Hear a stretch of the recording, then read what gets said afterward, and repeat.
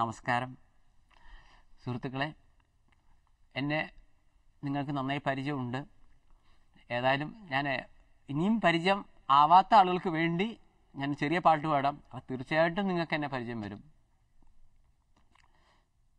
രാത്രി ശുഭരാത്രി, ഇനി എന്നും ശിവരാത്രി, ജന്മം പുനർജന്മം നീ എന്നും കാമാക്ഷി, രാഗമനുരാഗം നീ എന്നും അനുരാഗി, പ്രേമം പുതുപ്രേമം നീ എന്നും മണവാട്ടി, ഓ പ്രിയേ ഓ പ്രിയേ ഓ പ്രിയേ. എനിക്ക് ഉറപ്പിച്ചു പറയാൻ പറ്റും, ഈ ഗാനം ഇന്ന് കേൾക്കാത്ത ഒരു ചെറുപ്പക്കാരനോ ചെറുപ്പക്കാരിയോ ഇന്ന് ഈ കേരളത്തിലില്ല. കേരളം എന്ന് മാത്രമല്ല, മലയാളം അറിയാവുന്ന ഒരാൾ ഈ സോങ് കേൾക്കാത്തവരില്ലെന്ന് എനിക്ക് പറയാൻ പറ്റും. കാരണം യൂട്യൂബിൽ 2 മാസത്തിനിടയിൽ 25 ലക്ഷം വ്യൂവേഴ്സ് കാണുകയും ഒരുപാട് പേർ ഡൗൺലോഡ് ചെയ്തിരിക്കുന്നതുമായിട്ടുള്ളൊരു ഗാനമാണ് രാത്രി ശിവരാത്രി. ഈ സിനിമ എൻ്റെ പ്രഥമ സംരംഭമാണ്. ക്യാമറ ഒഴിച്ച് പരമാവധി ജോലികൾ ഞാനിതിൽ ചെയ്തു. അപ്പോൾ എൻ്റെ പ്രഥമ സംരംഭമായ കൃഷ്ണനും രാധയും എന്ന സിനിമയിലെ 8-ൽ ഒരു ഗാനമാണ് നമ്മളിപ്പോൾ പറഞ്ഞ ഗാനം. ഈ സിനിമ സംബന്ധമായിട്ട് ഒരുപാട് വളരെ ആൻസൈറ്റഡ് ആണ് ആളുകൾ. എങ്ങനെയാണ് ഈ സിനിമ വരുന്നത്? നമ്മളിപ്പോൾ ജൂലൈ ലാസ്റ്റ് അല്ലെങ്കിൽ ആഗസ്റ്റ് ഫസ്റ്റായിട്ട് സിനിമയുടെ റിലീസ് വിചാരിക്കുകയാണ്. അപ്പോൾ സിനിമയുടെ കഥയെ സംബന്ധിച്ച് ഒക്കെ അങ്ങനെ ആളുകൾ പല രീതിയിലും എന്നോട് ചോദിക്കേണ്ടായി. സ്നേഹവും വിരഹവുമാണ് ഞാൻ യഥാർത്ഥത്തിൽ ഈ സിനിമയിലൂടെ വിചാരിച്ചത്. ഈ രാത്രി ശിവരാത്രി എന്ന ഈ പാട്ട് തന്നെ ഞാൻ എഴുതുമ്പോൾ എനിക്ക്, കാരണം വെച്ചാൽ പ്രേമത്തെക്കുറിച്ചൊക്കെ വളരെ ആധികാരികമായിട്ടൊക്കെ നമുക്ക് പറയണമെങ്കിൽ നമ്മളിപ്പോൾ ഒരു 4-5 പെൺപിള്ളേരെയൊക്കെ പ്രേമിച്ച് പരിചയമുള്ള ഒരാളൊക്കെ ആണെങ്കിൽ ഇതൊക്കെ വളരെ എളുപ്പമായിരുന്നു. കാരണം ഇപ്പോൾ അവരൊക്കെ നമ്മൾ മുൻകാലങ്ങളിൽ എഴുതിയ വല്ല ലവ് ലെറ്ററോ ഇതിനെയൊക്കെ വെച്ച് നമുക്ക് കാര്യങ്ങൾ എളുപ്പമാക്കാമായിരുന്നു. പക്ഷേ എന്നെ സംബന്ധിച്ചിടത്തോളം ഞാൻ ഇന്നുവരെ ആരും പ്രേമിച്ചിട്ടില്ല. സോ എല്ലാവരും ഇമാജിനേഷനിൽ എഴുതിയതാണ്. അപ്പോൾ വരികളായാലും അതിൻ്റെ ഒരു ഫ്ലോ യഥാർത്ഥത്തിൽ എനിക്ക് കിട്ടിയിട്ടുണ്ടോ എന്ന് അറിയില്ല. ഇനിയിപ്പോൾ അതിന് ഒരു പാട്ട് എഴുതാൻ വേണ്ടി പ്രേമിക്കാനുള്ള സമയവും ഇല്ല. പെണ്ണുങ്ങൾക്കും കൂടെ തോന്നണമല്ലോ, നമുക്ക് വൺ സൈഡായി പ്രേമിച്ചിട്ടും കാര്യമില്ലല്ലോ. അങ്ങനെ എൻ്റേതായ ഒരു ഐഡിയയിലൊക്കെ എഴുതിയ പാട്ടാണ്. ഏറ്റവും ചുരുങ്ങിയ വർഷം മനസ്സിൽ ഹൃദയത്തിൽ സ്നേഹം കൊണ്ട് നടക്കുന്ന ആളുകൾക്ക് ആ പാട്ട് ഇഷ്ടപ്പെടണമെന്ന്. അതേപോലെ രാത്രി സമയങ്ങളിൽ ഭർത്താവിനെ പിരിഞ്ഞിരിക്കുന്ന ഭാര്യയ്ക്കും ഭാര്യയെ പിരിഞ്ഞിരിക്കുന്ന ഭർത്താവിനും കാമുകനെ പിരിഞ്ഞിരിക്കുന്ന കാമുകിക്കും ഒക്കെ ഈ ഗാനം വളരെ ഇംപ്രസ്ഡ് ആയിട്ട് തോന്നണം, അല്ലെങ്കിൽ അവർ ഈ പാട്ട് മറ്റുള്ളവരെ പാടി കേൾപ്പിക്കണം എന്നുള്ളൊരു ഐഡിയയിൽ ഞാൻ ചെയ്തതാണ്. എനിക്ക് തോന്നുന്നു ആ ഒരു മനഃശാസ്ത്രം വളരെ ക്ലിക്കായതായിട്ടാണ് എനിക്ക് തോന്നുന്നത്. വ്യക്തിപരമായി ഞാൻ സ്ത്രീകളെ വളരെ ആരാധിക്കുന്ന ഒരു വ്യക്തിയാണ്. കാരണം ഒരു സ്ത്രീയെ സംബന്ധിച്ചിടത്തോളം ഞാൻ മനസ്സിലാക്കുന്ന ഒരു പുരുഷനും സ്ത്രീയും തമ്മിലൊരു വ്യത്യാസം എന്ന് പറയുന്നത് ഞാൻ മനസ്സിലാക്കിയ പുരുഷനെ പ്രസവിക്കാനുള്ള കഴിവില്ല, സ്ത്രീക്ക് അതുണ്ട്. പക്ഷേ ഇങ്ങനെയൊക്കെയാണെങ്കിൽ ഒരു ഗാനം എന്ന രീതിയിൽ പാട്ടിനെ പാട്ടായിട്ട് എടുക്കാൻ പറ്റും. ഗോകുലനാഥനെ കള്ളക്കണ്ണൻ രാധയുമായങ്ങു ചേർന്നു നിന്നേ കാളിന്തിയാട്ടി കുളിക്കുന്നേരം ഗോപികമാർ വന്നു കൂട്ടുകൂടി. അപ്രിയ ഗാനത്തിലേക്ക് എത്തുകയാണെങ്കിൽ തീർച്ചയായിട്ടും മറ്റുള്ളവർക്ക് പ്രയാസം ഉണ്ടാവും. എന്നാലും നമ്മളെ പരിപാടി അതായതുകൊണ്ട് മാത്രമാണ് ഞാൻ അവതരിപ്പിക്കുന്നത്. ഞാൻ മുൻകൂർ ജാമ്യം എടുക്കുന്നു.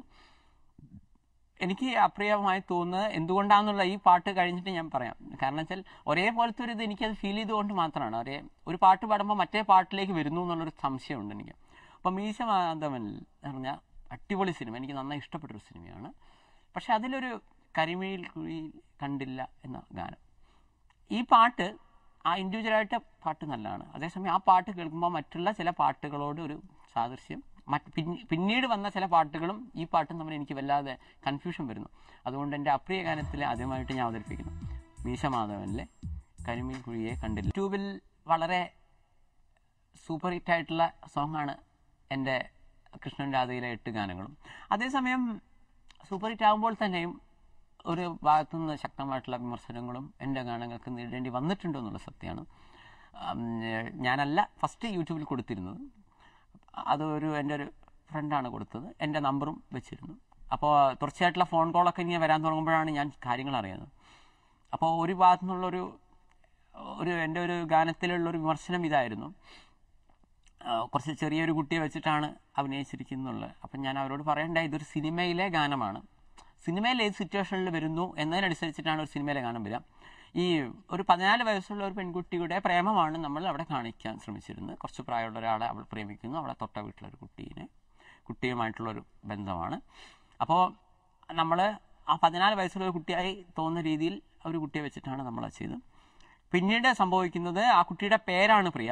ഇത് ഗാനം കണ്ട ആളുകൾക്ക് മനസ്സിലായില്ല. ഞാൻ ഓ പ്രിയ എന്നൊക്കെ എഴുതിയപ്പോൾ ആളുകൾ വിചാരിച്ചിട്ടുണ്ടാവും എനിക്കെന്തോ വായ തോന്നിയ കുറേ വേർഡ്സ് എഴുതി എന്നാണ് കരുതിയത്. യഥാർത്ഥത്തിൽ ഈ നായകനായ ക്യാരക്ടറിൻ്റെ പേര് ജോണും ആ പെൺകുട്ടിയുടെ പേര് പ്രിയയാണ്. അപ്പോൾ ആ പെൺകുട്ടി അവരെ ഈ പാട്ട് അയാൾ ഈ ആൽബത്തിൽ സോങ് എഴുതുന്ന ആളാണ് നായകൻ.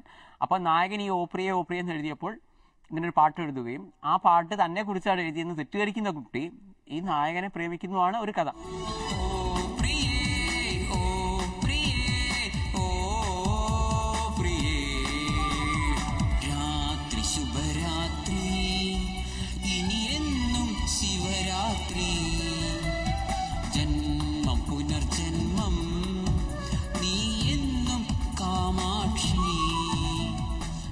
ഇതിൻ്റെ ഇത്രയൊക്കെ തന്നെ സ്നേഹിക്കുകയോ ഒടുവിൽ ഈ നായകൻ തന്നെ വഞ്ചിച്ചു എന്ന് ആ കുട്ടി തെറ്റിദ്ധരിക്കുന്നതാണ് ഇതിൻ്റെ സിറ്റുവേഷൻ. അപ്പോൾ ഇതിൻ്റെ ഈ ശരിക്കും സിനിമയിലെ അടുത്ത സീൻ എന്ന് പറയുന്നത് ഈ നായകൻ വേറൊരു പെൺകുട്ടിയോടെ ഒളിച്ചോടി കല്യാണം കഴിക്കുകയും ഈ പെൺകുട്ടി സ്ട്രെയിറ്റ് ആയിട്ട് വന്നിട്ട് നിങ്ങൾ എന്നെ പറ്റിച്ചു വഞ്ചിച്ചു, നിങ്ങൾ എൻ്റെ പുറകെ നടന്നാണ് ഓ പ്രിയ എന്നൊക്കെ പറഞ്ഞ് പാടിയ മനുഷ്യനാണെന്നൊക്കെ പറയുന്ന ഇതാണ് സിറ്റുവേഷൻ. അപ്പോൾ സിറ്റുവേഷൻ സംബന്ധിച്ചിടത്തോളം ആ പാട്ട് കറക്റ്റാണ്. പക്ഷേ ഈ പാട്ട് മാത്രം കാണുന്ന ഒരാളെ സംബന്ധിച്ചിടത്തോളം ഈ പ്രിയ എന്നുള്ളത് ഈ ക്യാരക്ടറിൻ്റെ പേരാണെന്നും ഇതാണെന്നൊന്നും ആ കാര്യങ്ങൾ അറിയാതെയാണ് ചിലർ പറഞ്ഞത് എന്താ ഇത്രയും ചെറിയ ആളെ വെച്ച് ചെയ്യുന്നു. ചിലരോടൊക്കെ ഞാൻ ചോദിച്ചു, അങ്ങനെ നായകൻ്റെ അതേ ഏജ് ഗ്രൂപ്പിൽ തന്നെ നായികമാരെയൊക്കെ അഭിനയിക്കുന്നൊക്കെ നമ്മൾ വാശി പിടിച്ചു കഴിഞ്ഞാൽ മലയാള സിനിമയിലെ എല്ലാ നായികമാരും ഭൂരിഭാഗം നല്ല പ്രായമുള്ള സീനിയർ സിറ്റിസൺസ് ആയി പോകും. മലയാളം എന്നല്ല ഏത് ഭാഷയിലും സ്ഥിതി അങ്ങനെ തന്നെയാണ്. അപ്പം അങ്ങനെയൊരു നിയമങ്ങളൊന്നുമില്ല. ഒന്നാമത്തെ കാര്യം, ഇപ്പം നായകനും നായികയും തമ്മിൽ ഇത്ര വയസ്സിൻ്റെയൊക്കെ ഡിഫറൻസ് വേണമെന്നൊന്നും എഴുതി വെച്ചിട്ടൊന്നുമില്ല മെയിനായിട്ടുള്ള കാര്യം. പക്ഷേ ഞാൻ ഈ കാര്യങ്ങളൊക്കെ പറഞ്ഞപ്പോൾ പലർക്കും കാര്യങ്ങൾ കൺവിൻസിങ് ആണ്.